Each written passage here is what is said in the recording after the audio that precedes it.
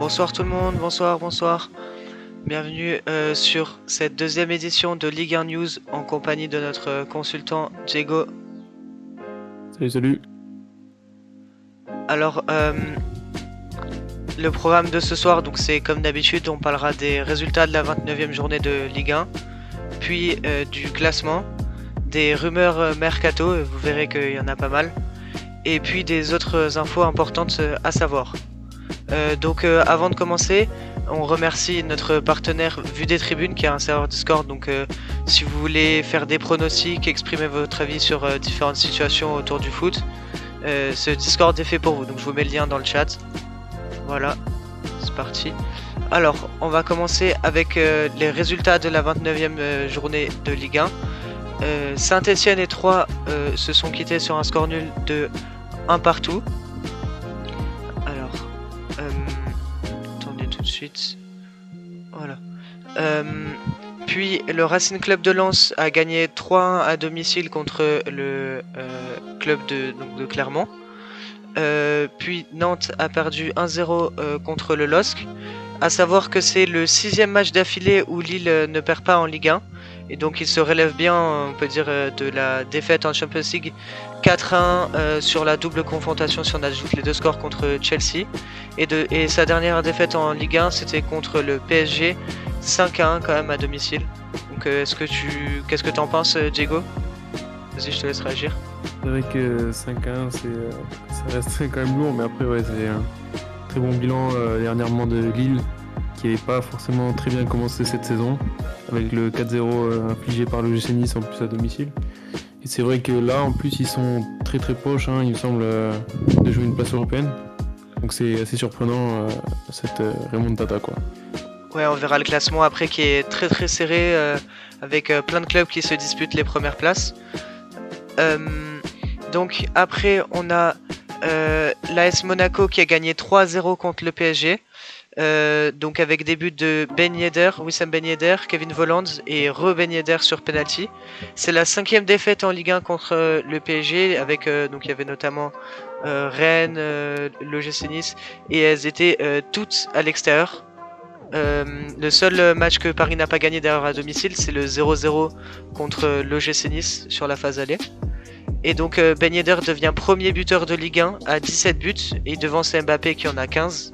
Et Terrier, Martin Terrier qui a aussi marqué lors de cette journée, qui en a donc 16. Donc vas-y, qu'est-ce que tu penses de cette défaite du PSG, Diego?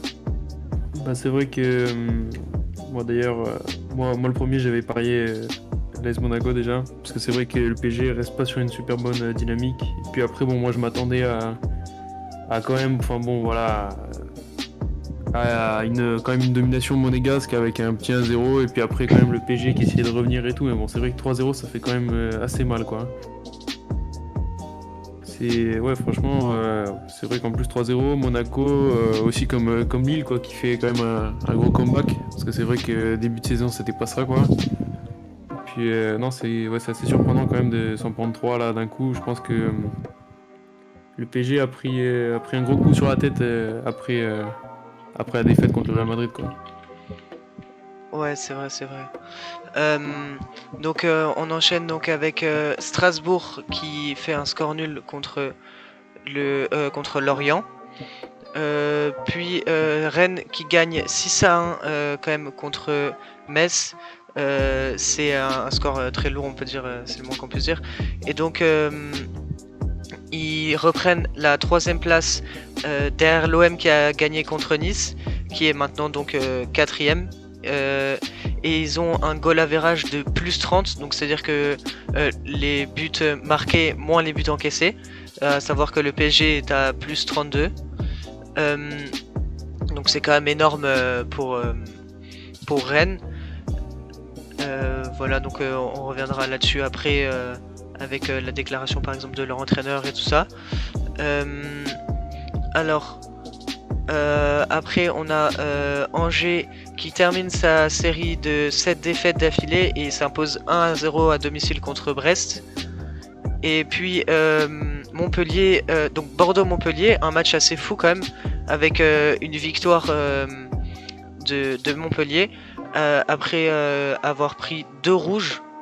Et le match avait commencé donc à un quart d'heure en retard à cause de trop nombreux fumigènes qui avaient craqué les ultras bordelais. Donc c'est un peu la crise à Bordeaux en ce moment. Je te laisse si tu veux donner ton avis, Diego, vas-y. Alors, franchement, c'est un match. Franchement, j'ai rien compris. Déjà, les 2 buts, ils arrivent super tôt. Et puis après, quand même, les rouges, les 2 rouges de Montpellier, quand même, ils arrivent assez tôt aussi. Je veux dire, Bordeaux, on sait que c'est pas la saison, c'est pas du tout la saison, quoi. Ils sont 19 ou dernier, ils sont 19e ou dernier. Ça commence sérieusement à craquer. Là, je pense qu'il va falloir faire quelque chose parce que il nous reste quand même, voilà, il nous reste moins de 10 journées, il nous reste 9 journées. Ça va quand même être chaud pour se maintenir en Ligue 1. Et puis, ouais, non, en plus, après, il y aura une petite info dans le mercato aussi par rapport à Benoît Costil, le gardien, Ouais, qui a été encore, voilà, qui s'est fait insulter, traiter de raciste, tout ça par les ultras, quoi. ouais, c'est vrai que Bordeaux, ouais, t'as dit 19e, 20e, ouais, ils sont 20e. Ils sont donc relégables. Ouais, c'est un peu la situation de crise. En plus, c'est les ultras qui prennent un peu le pouvoir. Je sais qu'il y a eu. Bon, on en reparlera après, mais il y a eu un peu un scandale, machin. Donc après le stade de Reims, match nul 0-0 contre Lyon. Puis en match de clôture, Marseille-Nice, donc un match très important parce que on savait déjà que le gagnant allait reprendre la 2ème place quoi qu'il arrive. Et le perdant la 4ème place, comme les 2 équipes étaient à égalité avant le match. Alors avec une grosse domination quand même de Marseille en première mi-temps, ils sont récompensés par un penalty de Milik, puis Nice se fait refuser un but, puis un penalty qui n'est pas sifflé, donc but refusé de Delors et penalty refusé sur Delors aussi. Et donc le penalty refusé, ça a créé une polémique, on va dire, un peu, parce que avec déjà les différentes erreurs d'arbitrage contre l'OGC Nice, Nice Matin a écrit un article où il répertoriait toutes les erreurs d'arbitrage contre l'OGC Nice. Donc c'est vrai que ça fait un peu beaucoup quand on regarde, il y en a pas mal, par exemple pour en citer que quelques-unes, celle contre Montpellier à l'extérieur ou alors par exemple les erreurs de Stéphanie Frappard. Et donc après l'OM marque un but à la 89e avec, de la part de Cédric Bakambu. Puis Nice réduit l'écart avec un but de Lemina dans les arrêts de jeu. Donc vas-y, qu'est-ce que t'en penses Diego? Oh, enfin, encore un match polémique. C'est clair que. Après, moi, j'ai pas vu le match en entier, mais c'est vrai que pendant la première mi-temps, ouais, le GC Nice se fait quand même malmener, quoi. Hein.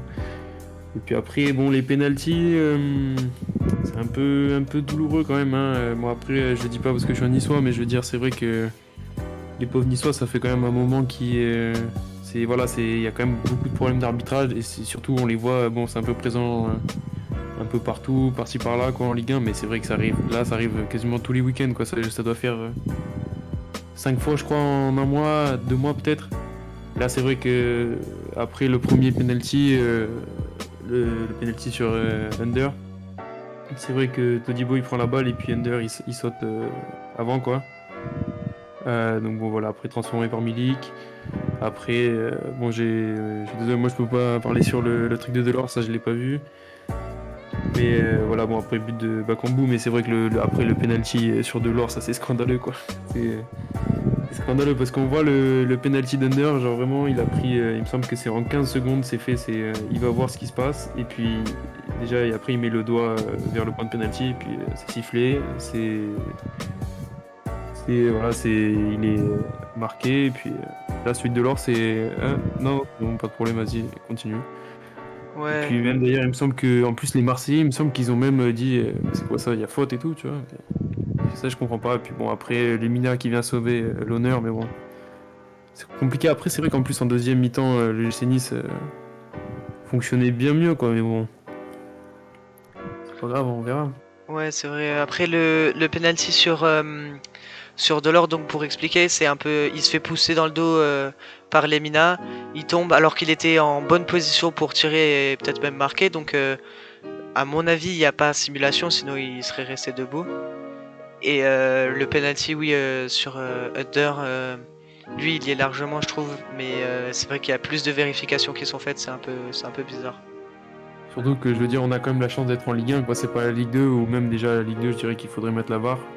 Parce que bon, il y a déjà eu plein de scandales, mais bon, en plus la Ligue 1 c'est hebdomadaire là, c'est comme un journal là, qui sort tous les dimanches et allez, hop, nouvelle du jour. Qu'est-ce qui s'est passé? Le GC Nice, carton rouge ou penalty, tout ça. Enfin, voilà, je trouve ça quand même assez scandaleux quoi. C'est pas une ou deux fois que ça arrive dans l'année, ça fait quand même allez, je crois que là c'est vraiment tous les week-ends quoi. Ouais, c'est vrai. Alors, on va passer donc au classement avant et après la journée. Alors, dans les trois derniers, donc les relégables, les barragistes, ça ne bouge pas. On a Saint-Etienne qui reste barragiste, le FC Metz qui reste avant-dernier, et Bordeaux, comme on l'a dit tout à l'heure, qui reste 20e en lanterne rouge, malheureusement pour eux, parce que c'était un grand club avant, c'est vrai que c'est un peu dommage, je trouve. Et après, on a donc Paris reste premier. L'OM finalement, ça se joue au nombre de buts marqués avec l'OGC Nice reste deuxième. Puis Nice et Rennes s'inversent, Rennes passe troisième et Nice quatrième. Sachant que l'OM est... je vais pas dire de bêtises, mais l'OM... Attendez, je vais vérifier ça. Et à 53 points, le Stade Rennais à 52 points et le GC Nice à 50 points.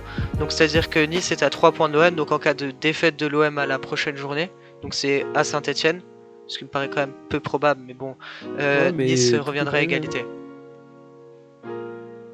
Et à savoir que le prochain match de Nice, oui voilà, le prochain match de Nice et de Rennes, c'est une confrontation directe. Nice-Rennes à l'Allianz Riviera. Vas-y, tu voulais dire quelque chose, Hugo? Bah ouais, après il y a quand même bon après c'est vrai que on a quand même après c'est la seconde classe. Après il y a Monaco, Lens qui sont autour de ouais, à 44 les deux, ex-aequo 7-8e et puis après on a Lyon 10e avec 42 points, mais Strasbourg qui est quand même assez présent parce que là Nice fait une défaite et puis Strasbourg s'il gagne il passe allez ouais on dirait ouais En fait, il suffirait d'un nul en fait entre Rennes et Nice et que Strasbourg gagne pour passer quatrième quoi. Puis Oui, oui, enfin non, c'est quand même assez serré entre le deuxième et le quatrième. Ça promet d'être intéressant entre le deuxième et le cinquième pardon. Même je dirais même deuxième et sixième, ça promet d'être intéressant pour les 9 derniers matchs qui nous restent. ouais, pour la fin de saison, c'est vrai que ça va être un peu intéressant. Bon après Ça va être très serré. il y a le PSG devant qui fait la course en tête, mais bon, Oui, et le ça, PSG ça qui est devient quand même. l'habitude depuis quelques années quoi. Oui, voilà, qui reste à 12 points devant les deuxièmes, devant l'OM, donc ils sont larges. Puis après c'est malheureux tout en bas. Tout en bas, c'est vrai que Bordeaux, moi, j'ai jamais connu en Ligue 2 quoi. Il me semble que ça fait 40 ans même plus, hein, qu'ils sont en Ligue 1. Ouais, ouais, c'est vrai. Je crois qu'ils sont pas descendus depuis. Hein, enfin, bon. Et puis c'était un grand Mais club, ils ont bon, gagné des championnats et tout. C'était pas. Enfin, ces dernières années, c'était une équipe de milieu de tableau, mais avant ça, n'a jamais été une ouais, mauvaise équipe comme ça. il s'est qualifié peut-être une ou deux fois, il me semble, en Europa League sur les 10 dernières années, quoi. Puis après aussi, enfin bon, je suis pas tout ça, je suis pas à Saint-Étienne tout ça, mais c'est vrai que même Saint-Étienne, sachant que c'est quand même un club historique en France, quoi. Je suis content que pour l'instant il soit barragiste. Et ouais, non, c'est vrai que c'est dommage de voir des habitués comme ça de Ligue 1. Après, j'ai envie de dire, faut un peu laisser la place aux autres quand même. Et je veux dire, ouais, ce serait dommage de les perdre, quoi. Ouais, c'est vrai, c'est dommage. Après, quand tu vois, bon, c'est subjectif, mais quand tu vois le jeu de Lorient et de Troyes, tu te dis quand même que c'est plus un jeu de Ligue 2 que le jeu de Saint-Etienne, qui joue quand même pas mal de l'avant avec Wabi Kazri, Riyad Boudbouz et tout ça. Et le jeu de Clermont aussi. Bon, Clermont maintenant ils sont 17ème, mais Clermont qui joue pas mal de l'avant, qui est pas à jouer sur un bloc bas, qui joue vraiment sur les contres. Donc c'est vrai que ce serait dommage de voir des équipes comme ça en Ligue 2, mais pour l'instant Clermont est sauf et Saint-Etienne a quand même la double confrontation des barrages à jouer, donc c'est pas encore terminé pour eux. Par Ouais. contre pour Bordeaux qui est à un point de Metz, même ils sont à 5 points donc de Saint-Etienne qui est barragiste. Je pense que c'est fini pour eux, surtout. Ouais, ça va être compliqué, ouais. Ouais, voilà. Surtout avec ce qu'on va voir Sachant que après, ouais. on sait que, pour ceux qui suivent un peu la Ligue 2, on sait que bon, Toulouse est descendu l'année dernière, mais ils ont fait très très bien parce que là ils sont premiers et ils sont vraiment en train de tout défoncer. C'est le PG de la Ligue 2. On sait que, en général, une descente en Ligue 2, ça suffit pour tuer un club, hein. Ouais, c'est vrai C'est parce vrai que que quand on voit Amiens, tout ça, ils sont 14e, il me semble. Ils ont pris. Ouais, ils sont descendus quoi? Amiens l'année dernière aussi, non? Ils ont pris un ouais. 6-0 il y a pas longtemps par Toulouse. Enfin voilà, on sait qu'il y a plein de clubs, il suffit d'une saison pour descendre. Si on se réveille pas tout de suite, bah, on risque de chuter quoi. Ouais, t'as une baisse de budget et tout ça, donc c'est vrai que c'est compliqué de se relever Après aussi, après il ça. faut virer les. Et ouais, après, il y a plein de joueurs aussi qui partent. Il y a le staff aussi, il faut virer pas mal d'employés. C'est compliqué quoi. Ouais, comme t'as le budget qui baisse et les joueurs qui s'en vont, tu peux pas refaire la même équipe, donc c'est vrai que c'est compliqué à gérer une descente en Ligue 2. À part Toulouse, parce qu'après c'est des nouveaux clubs, on va dire, c'est Paris FC, je sais derrière. Il n'y a Ouais. pas de clubs qui font vraiment aller-retour, qui descendent, remontent à très peu de temps d'intervalle. C'est vraiment soit des nouvelles équipes, on va dire, soit des équipes qui mettent un peu de temps avant de remonter. Ouais. Donc c'est vrai que ouais, ça risque d'être compliqué pour ceux qui descendent cette année, ou pour ceux qui descendent chaque année d'ailleurs. Donc on va passer, sauf si t'as quelque chose à ajouter, vas-y. Non, non, ça va, ça me paraît bien, ça me paraît complet. Non, c'est bon. Aux infos mercato, donc on en a pas mal. Vas-y, je te laisse la parole, Ah Diego. là, ouais, on a trouvé pas mal d'infos là.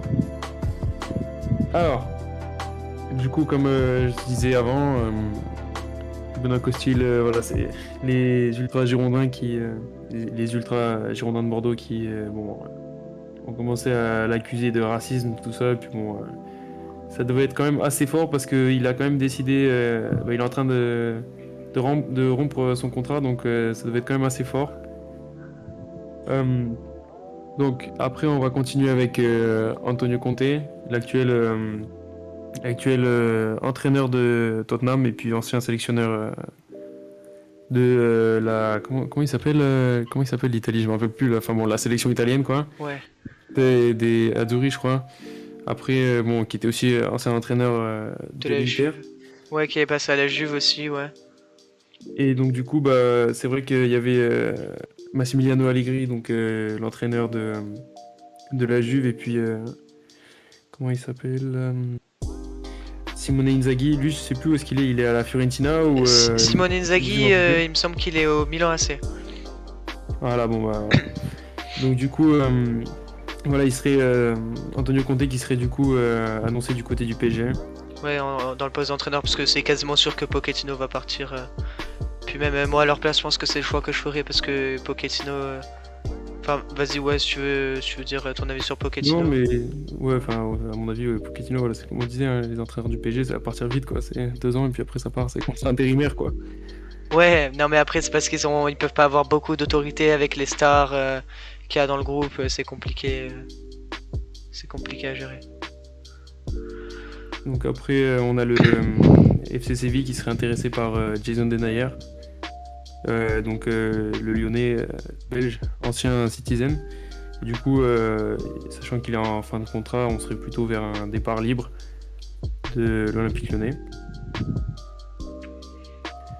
Alors, après, on a Jorginho Wijnaldum qui souhaiterait revenir en Angleterre parce que c'est vrai qu'à Liverpool, voilà, je sais pas si c'est son club formateur, mais c'est vrai qu'il a consacré quand même une grande partie. Ouais, j'ai Et entendu puis, un truc. il y a quand même beaucoup joué, quoi. Ouais, pardon, excuse-moi, j'ai entendu Et un puis truc là, l'autre jour. Il y avait quelqu'un qui disait Wijnaldum, on sait pas si c'est son frère qui a signé au PSG ou quoi, parce que ouais, à Liverpool, il a gagné la Champions League, il était dans les meilleurs joueurs de l'effectif et tout ça. Et au final, il signe au PSG et c'est pour s'asseoir sur le banc parce qu'il a pas fait de grandes prestations. Il a fait une passe décisive l'autre jour contre Bordeaux, donc l'autre journée, la journée dernière. Mais c'est bon, c'est juste une remise en une touche de balle pour Mbappé. Je vais pas dire que tout le monde est capable de faire ça parce que ce serait un peu méchant, mais bon, Wijnaldum, c'est un peu compliqué du côté du PSG. ouais, en plus, il me semble qu'il jouait ouais, surtout les matchs de Coupe de France. Je crois qu'en plus, il était même pas titulaire pour certains. Je crois que c'était contre Vannes que le PSG avait gagné juste avant de perdre Contre Nice. contre le GC Nice. Il me semble que, ouais, en plus, il était rentré à la 70e, un truc comme ça. Et du coup, voilà, du coup, il intéresserait Aston Villa, Newcastle et Arsenal. Et du coup, les dirigeants parisiens en demanderaient environ 25 millions d'euros. On continue avec, là c'était vraiment un, Ouais, c'est en le plus, GC Nice, centre de formation de... Enfin c'est l'OL, centre de formation de l'OGC Nice quoi. ouais, juste Et attends un truc qu'on avant voit que, Gouiri quoi. que t'embrayes sur ce sujet, excuse-moi de te couper. Vas-y, vas-y. Wijnaldum, en plus, la dernière journée contre Monaco, donc la défaite 3-0 là à la 29e, il a joué ailier droit, donc il était même pas à son poste, donc déjà Ah ouais, qu'il c'est même pas galère un son poste, peu ouais. au milieu de terrain. Ouais, Pochettino l'a fait monter d'un cran, c'était un peu compliqué. Ouais, c'est tout, vas-y. Donc, du coup après voilà, on voit Gouiri, donc du coup qui a signé à Nice. Et puis on voit au centre et à droite Maxence Cacré et Ryan Cherki. Donc Cacré on sait qu'il est en fin de contrat cette année avec Lyon. Et puis enfin voilà, il demande un gros salaire. Et Monsieur Aulas ne serait pas disposé à le renouveler si la somme est trop élevée. Donc du coup, le GC Nice le suit de près. On a aussi Ryan Cherki voilà, son contrat, on sait qu'il finit en 2023. Donc éventuellement, le GC Nice qui serait prêt à se positionner dessus aussi. Donc après, on a David Neres, star brésilienne, hein. Petit jeune en développement et qui a un gros potentiel, qui a joué à l'Ajax. Et du coup, maintenant, on sait avec le grave conflit entre la Russie et l'Ukraine, on sait que tous les joueurs qui jouent dans des clubs russes ou ukrainiens peuvent du coup être transférés librement. On sait que c'est jusqu'au 7 avril. Et donc, du coup, voilà, il joue au Shakhtar Donetsk. Et puis, l'OL, du coup, serait intéressé par le rapatrier en France. Jonathan David, du coup, le Canadien qui joue au LOSC. Du coup, il serait annoncé en partance vers Newcastle ou Arsenal pour environ 60 millions. De base, on savait que le LOSC avait fixé un prix qui était aux alentours des 80 millions, mais il serait prêt à le lâcher pour 60 millions. Après, on a Aurélien Tchouameni qui serait... voilà, on savait que Manchester United et le Real étaient vachement intéressés, mais ils perdent beaucoup de terrain. Et là, c'est Liverpool qui serait très intéressé pour un transfert de 50 millions et un contrat d'environ 5 ans. Après, on aurait Renato Sanchez qui serait en partance vers l'AC Milan pour 30 millions d'euros. Et puis, beaucoup évoqué ces dernières heures. Puis on sait que là, maintenant, les Parisiens commencent à détester Neymar. Ouais, enfin, il Neymar commence, Newcastle, ouais. quoi. Je pense Bon, il a ça fait toujours déjà un été. bon moment, hein, ouais. Ouais, il a toujours été détesté, je pense. Enfin, toujours. La première année, il était très bon. Il essayait de faire la concurrence pour le Ballon d'Or, machin. Mais après, ouais, depuis ces dernières années, c'est un peu été Un petit compliqué. voyage aller-retour au Brésil, Ouais, comme Messi aussi, je sais que il est allé Barcelone, ouais. apparemment à Barcelone, ouais. Après les défaites du PSG. Puis ouais, juste pour préciser, Tchouaméni donc milieu relayeur à l'AS Monaco et Denayer défenseur central belge à Lyon. Non, pardon, Denayer, excuse-moi. Renato Sanchez milieu de terrain à Lille. Du coup, Portugais, ouais. ouais, ouais, portugais, ouais. Euh, ouais, donc vas-y, Neymar, où est-ce qu'il est annoncé alors? Ouais, voilà, du coup, il serait annoncé surtout en Angleterre à Newcastle, qui bon, a été racheté il y a pas longtemps par l'Arabie Saoudite, enfin par Oui, les fonds saoudiens. voilà, par les fonds saoudiens, quoi. Et puis voilà, après c'est un projet qui pourrait être intéressant, mais on sait que Newcastle, il me semble qu'ils sont relégables, relégables de Première Ligue, donc à voir. Et bon, à mon avis, les Parisiens, je pense que les dirigeants, à mon avis, s'ils tombent sur une bonne offre, à mon avis, ils n'hésiteront pas du tout à le lâcher, quoi. Euh, Sachant que, enfin, je sais plus jusqu'à quand il est en contrat, mais à mon avis, je pense qu'il va partir dans pas longtemps, quoi. Ouais, Newcastle, donc en gros, être racheté par les fonds saoudiens, c'est-à-dire ils ont été rachetés, ça va faire un peu comme le PSG d'Angleterre si vous voulez, un peu comme Manchester City. Je sais que au mercato d'hiver ils étaient relégables, mais là ça y est, ils ont acheté quelques joueurs cet hiver pardon, ils se sont ressaisis on va dire, et donc maintenant Newcastle est 14e de championnat anglais, de première ligue. Donc ça va un peu mieux pour Newcastle qui est plus relégable. C'est bon pour le point mercato, Diego? Ouais, c'est bon. Après, enfin voilà, j'ai encore vite fait quelques infos. On sait que à Marseille, du coup, Mandanda, Álvaro González, après aussi Amin Harit, du coup, serait sur le départ. Et puis voilà, ils voulaient recruter un jeune Turc dont j'ai oublié le nom. Il me semble que c'était Abdülkader Ozaimar, un truc comme ça. Enfin, bon, voilà, c'est un jeune qui joue au Trabzonspor et qui est assez prometteur. Ouais, surtout que Amin Harit, qui est sur le départ, donc qui est plus ou moins au poste de Payet, donc il a eu sa chance la semaine dernière quand Payet était blessé. Et bon, il a mis un but, il a été bon, mais il est jeune, et il a pas assez de temps de jeu, donc c'est vrai qu'il faudrait qu'il parte dans un club peut-être moins bon, comme ça il peut avoir du temps de jeu, ça pourrait être pas mal pour lui. Surtout qu'il me semble qu'il est prêté en plus, hein, je crois. Alors là, Il me semble qu'il est prêté. Je crois que ouais, il est arrivé, il me semble, très très tard. Genre vraiment, ça s'est conclu dans les dernières heures. Donc, je vais voir ça, mais il me semble que ouais. euh, Ouais, du coup, je me suis trompé, c'était Omour, hein, c'était pas Alzheimer, ou je sais pas ce que j'ai dit, mais c'était Omour. ouais, Amin Harit est prêté à l'OM par Schalke 04. Voilà. Donc, ouais, il devrait sûrement retourner à Schalke et pas. S'il y a une option d'achat ou quoi, elle devrait pas être levée, j'imagine. S'il est en manque de temps de jeu, et c'est vrai que le but d'un prêt, quand même, c'est à la base, quand un de tes joueurs les moins forts, tu le prêtes dans l'espoir qu'il gagne du temps de jeu. Et là, c'est vrai que le pauvre Amin Harit, il est quand même dans l'ombre de Payet, il est dans l'ombre de Milik qui a été très bon, qui a marqué son penalty ce week-end. Donc, ouais, c'est un peu compliqué pour lui. Il faudrait qu'il trouve un club un peu moins fort, comme ça il pourra avoir un peu plus de temps de jeu. Surtout que Schalke, maintenant ils sont en deuxième ligue allemande, donc ils sont quand même moins forts que, on va dire, que l'OM, beaucoup moins forts même. Donc ouais, c'est compliqué pour lui d'avoir du temps de jeu. Après, pourquoi pas avoir un autre prêt, quoi, je pense, à mon avis. Ou sinon, un transfert définitif, hein. Ouais, voilà, dans un club. Parce qu'il a pas, on va dire qu'il a pas le niveau pour un club comme Schalke qui est en deuxième ligue allemande. Je pense qu'il vaut plus, mais il Ouais, vaut c'est ça, moins quoi. quand même que l'OM deuxième de Ligue 1. Donc ouais. Ouais, parce qu'après, on sait que Schalke, ils ont d'assez bons joueurs. Et ouais, c'est vrai que c'est à mon avis, on avait, je sais pas si tu connais Ozan Kabak qui était un temps annoncé à l'OGC Nice et qui a été prêté à Liverpool l'année dernière. Parce qu'il y avait Van Dijk qui me semble qui était blessé.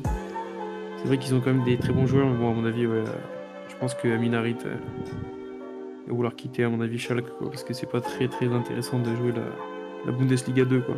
Ouais, c'est vrai. Qui était dans un premier temps l'OM aussi parce qu'il joue pas beaucoup et Schalke, c'est la Bundesliga 2, ouais, c'est vrai que c'est un peu compliqué. Ouais. Enfin, c'est un peu, non, justement pas. Enfin, c'est un peu ennuyeux, on va dire. T'as quelque chose à ajouter sur le mercato, Diego? Ou c'est bon? Ouais, j'aurais encore peut-être, enfin, bon, ça on le sait depuis un moment, pour ceux qui suivent un peu le GC Nice, on a Justin Kluivert qui serait dans pas longtemps officialisé parce que là, il est en prêt avec option d'achat, il me semble, une option d'achat à 15 millions, je crois. Et je sais plus s'il y avait 5 millions bonus, enfin bon, ça tourne entre 12 et 20 millions. Et du coup, les conditions, c'était, il me semble, jouer 15 matchs à temps plein, il me semble. Genre jouer 90 minutes pendant 15 matchs. Et là, il me semble que ça, c'est déjà validé. Et il me semble que c'était qualification à la C1 ou à la C3, donc Champions League ou Europa League. Ou C4 aussi, donc Conference Ouais, League. Conference League, ouais. Et donc, ouais, je pense qu'il va être officialisé à la fin de la saison, à mon avis. Donc, ouais, en plus, ce serait une bonne recrue, Justin Kluivert, qui fait peur aux défenses de Ligue 1, on va dire, cette saison. Quand même, il me semble troisième du trophée Raymond Kopa quand même. Ça veut dire quand même troisième meilleur joueur. C'était 2018. Ouais, meilleur joueur des Ça, jeunes. c'était quand même. Ouais. D'ailleurs, ouais, voilà, genre quand on se dit que Mbappé il a fini premier, bah, Ouais, Kluivert Mbappé. il a quand même fini troisième, quoi. Donc c'est encore un jeune en développement qui est très bon et puis je pense que dans pas longtemps Il ça va sera. devenir un grand joueur comme son père, quoi. Ouais. Bon, on va passer aux autres infos importantes de la Ligue 1. Donc, c'est parti. Alors, pour rappel, donc le PSG a perdu ce week-end 3-0 contre Monaco, à l'extérieur à Monaco. Et donc, Marquinhos a déclaré après le match que le PSG était venu pour prendre du plaisir et gagner un match parce que, bon, le PSG, ils sont pas encore sacrés champions, il me semble, mathématiquement. Mais, bon, ils ont 12 points d'avance sur l'OM qui est deuxième. Je pense que c'est fini pour eux, on va dire. En plus, c'est bien pour eux qu'il y ait du challenge dans les places juste derrière. Comme ça, tout le monde se partage les points et eux, ils sont pas mal. Ils sont assurés quasiment d'avoir le titre. Et donc, il dit qu'ils étaient venus pour prendre du plaisir et gagner un match. Et que c'est un moment difficile pour eux. Qu'ils devront travailler tous ensemble pour se sortir de ce moment. Et que ouais, la défaite à Madrid leur a fait mal. Bon, ça, je pense que ouais, on avait compris. Et que s'il continue à faire des prestations comme ça, c'est sûr que le titre est en danger. Donc j'ai besoin de ton avis, Diego. Est-ce que, à ton avis, pour le PSG, le titre est actuellement en danger? Oh. Après cette saison, c'est à voir quand même, hein, je veux dire. En vrai, c'est jouable quand même. Enfin bon, il faudrait quand même un alignement des astres quand même pour que le PSG perde la Ligue 1 cette année. Mais enfin, je veux dire, ne soit pas sacré champion, mais c'est vrai que là, ils ont pris quand même un très gros coup sur la tête. Je pense que, enfin bon, Marquinhos pas encore, mais peut-être, à mon avis, dans un moment transféré, je pense, hein, pas tout de suite quand même. Parce que voilà, mais c'est vrai que là, le PSG, ils ont quand même pris lourd. Ouais, voilà, ils ont vraiment plus du tout rien à jouer. On sait qu'ils ont été, ils sont fait. Au moins, ils auraient peut-être, il aurait peut-être été mieux de finir troisième de la poule en Champions pour être reversé en Europa League, quoi. Parce que là, on sait qu'en plus, ils se font sortir, voilà, par le Real Madrid en Champions. Ils se font sortir par le GC Nice en Coupe de France. En plus, même, enfin bon, le trophée champion, c'est un match très très tôt dans l'année, dans la saison, mais on sait que même ça, ils l'ont perdu contre Lille, Ouais. qui est donc champion l'année dernière. Et voilà, enfin le PSG maintenant là c'est.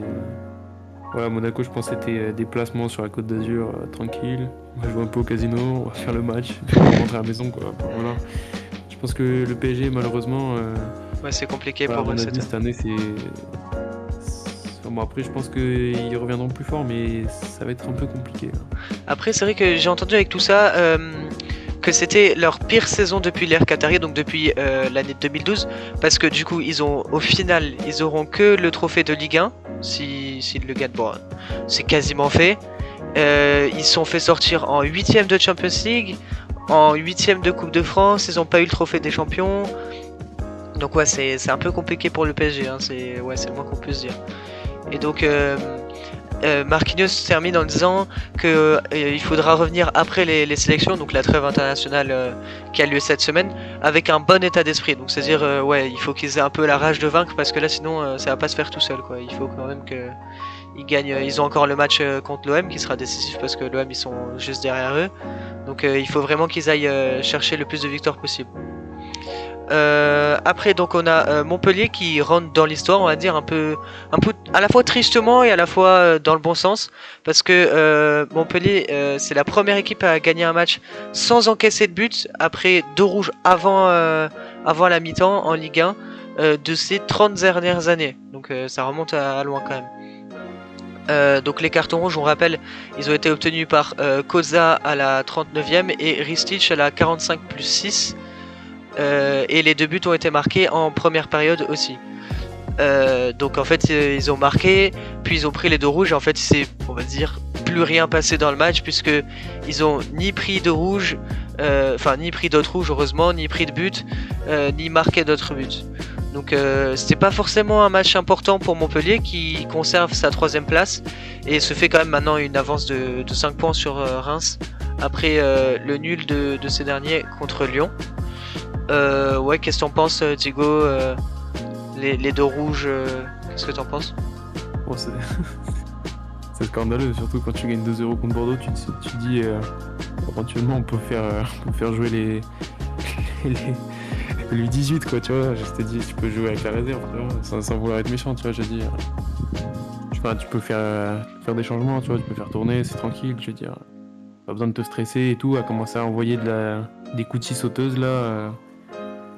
Alors que tu joues contre Bordeaux et tu gagnes 2-0 au bout d'un quart d'heure quoi quand même. Là en plus c'est vrai que même si c'était Bordeaux quand même, du coup les joueurs, maintenant du coup ils jouent à 9. C'est à 9 contre 11 déjà, je t'ai dit quand tu joues au City avec un ou 2 joueurs de moins tu le sens. Et sur un grand terrain, surtout quand tu joues contre des professionnels, 9 contre 11, même si c'est Bordeaux, ça se sent quoi. Ouais, le match est un peu compliqué, ouais. Et ça sent, enfin voilà, ils ont dû bien finir, quand même assez fatigués quoi. Et puis après, c'est 2 rouges, franchement, c'est évitable quoi. Tu vois, je veux dire, t'es pas en train de jouer pour le titre, tu vois. Je veux dire, ils sont 11e, tu vois, je veux dire, tu joues pas, ou alors t'es pas en train de jouer la relégation, tu vois, t'es pas en finale, voilà, tu vois. Ce que je veux dire, c'est pas. Puis après, je pense que s'ils en auraient pris 2, ils en auraient remis, tu vois. Donc, ouais, en plus, c'était quoi la stat? Tu peux la redire? C'est la première équipe dans ces 30 dernières années qui gagne un match sans encaisser de but après avoir pris quand même 2 rouges avant la mi-temps. Voilà, enfin, 2 rouges avant la mi-temps, c'est énorme. Tu dis à la fin, c'est en mode.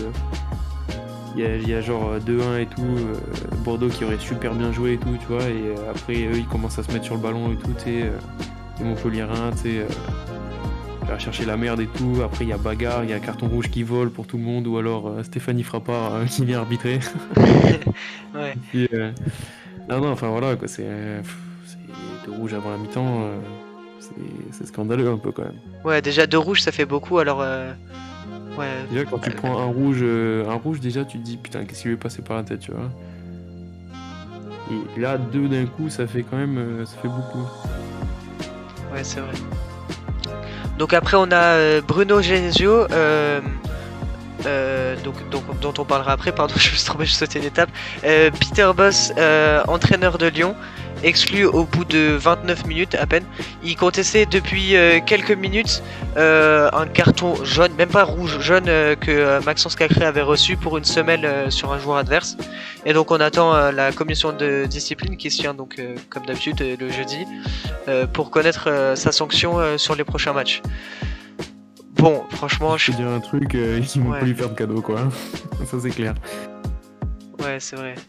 Ouais, c'est vrai que en plus, bon, il n'y a pas besoin de contester forcément un carton jaune pour une semelle. Enfin, ok, ça reste un carton jaune. J'ai pas le contexte. Peut-être que, ça m'étonnerait que Cacré soit suspendu, qu'il en ait reçu trop, mais bon. Bah ouais, enfin bon après pour une semelle, je veux dire, tu vas pas être là à casser les couilles pendant une demi-heure quoi. Ouais, c'est vrai que c'est un peu voilà quoi.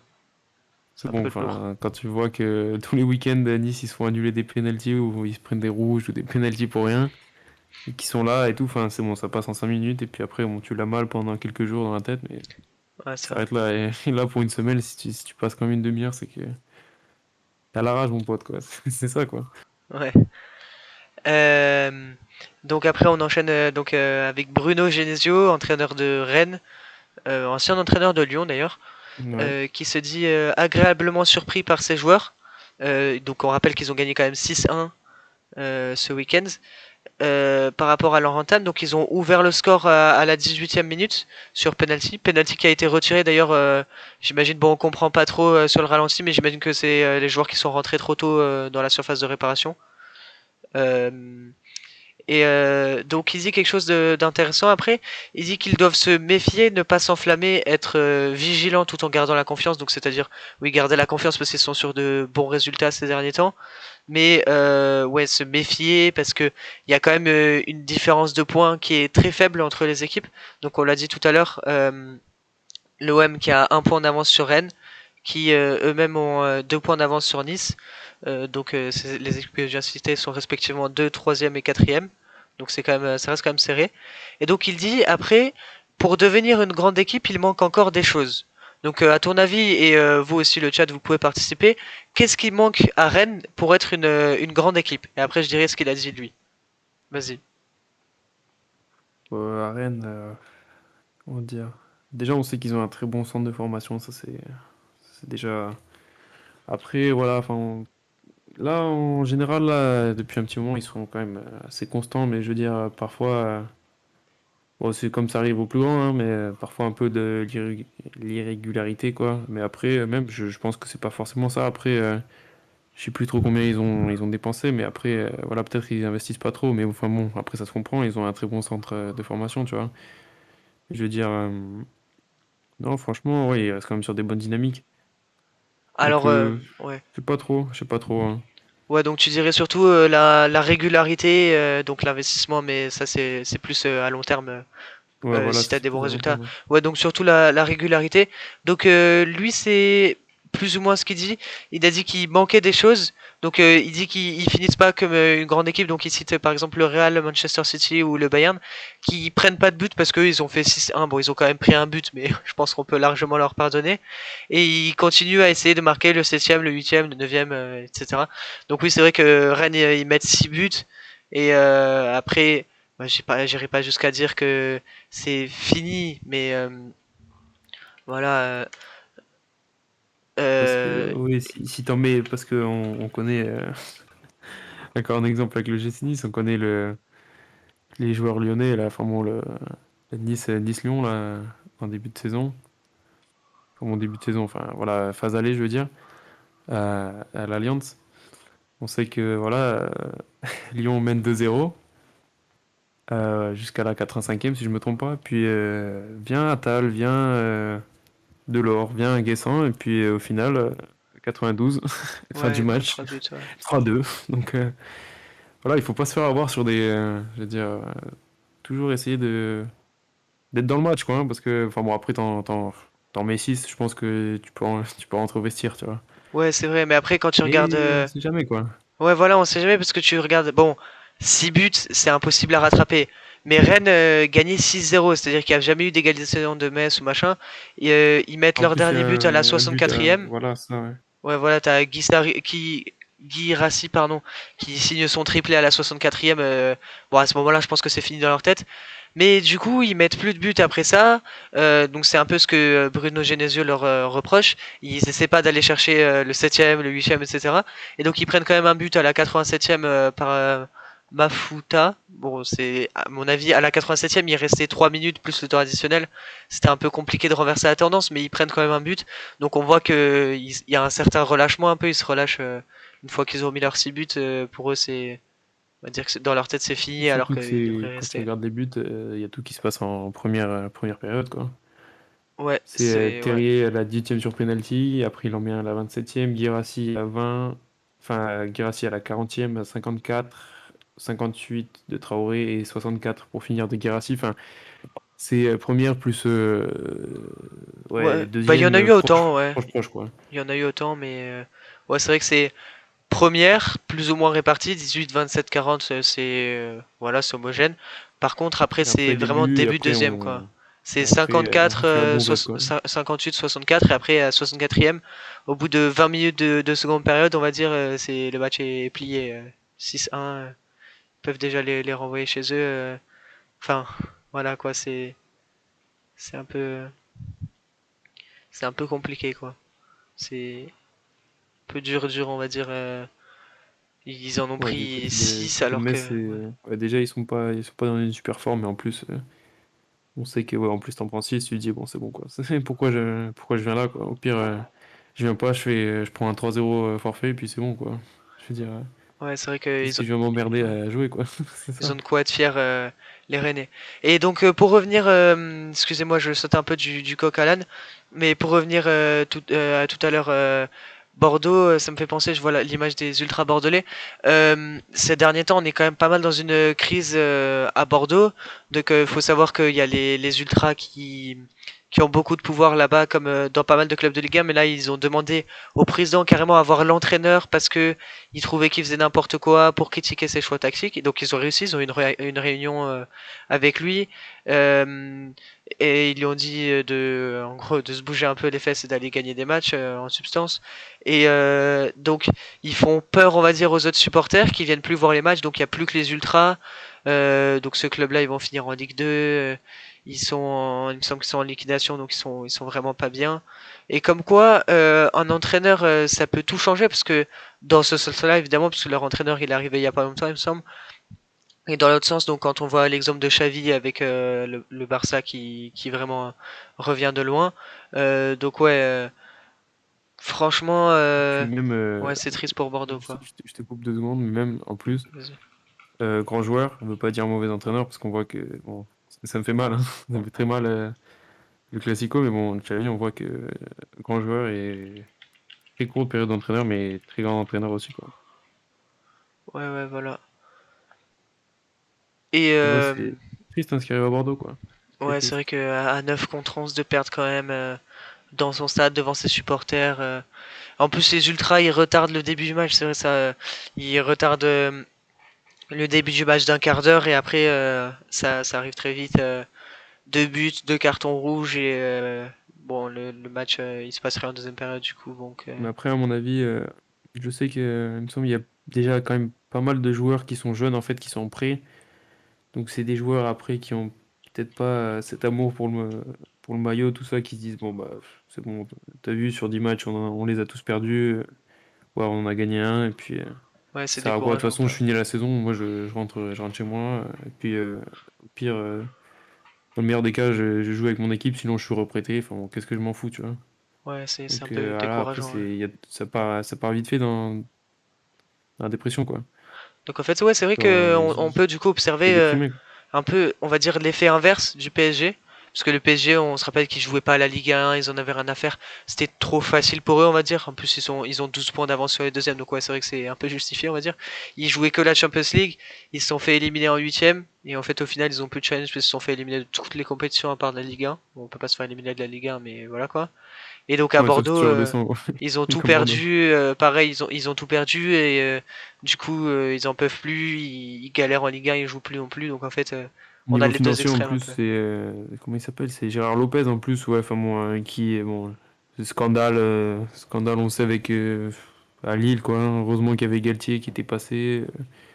Voilà, on sait qu'en plus, ouais, Gérard Lopez, c'est pas un mec très très fiable, quoi. On sait que je sais qu'il a un club en deuxième division belge où ça fait déjà plusieurs mois. Je sais pas si ça a été résolu, mais enfin, on sait que il y avait plusieurs membres du staff qui avaient même pas reçu leur paye, tout ça. On sait qu'à Lille, il avait vendu Osimhen à Naples. On sait qu'il a vendu genre 70 millions, il y avait que 20 millions dans les caisses.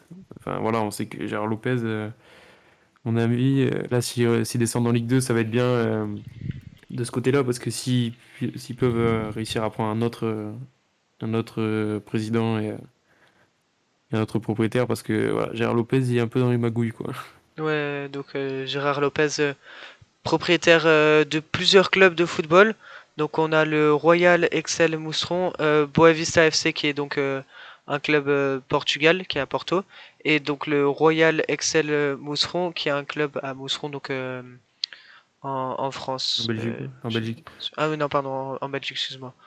Euh, ouais, donc en fait le plus gros des clubs, on va dire, le plus gros de tous les clubs,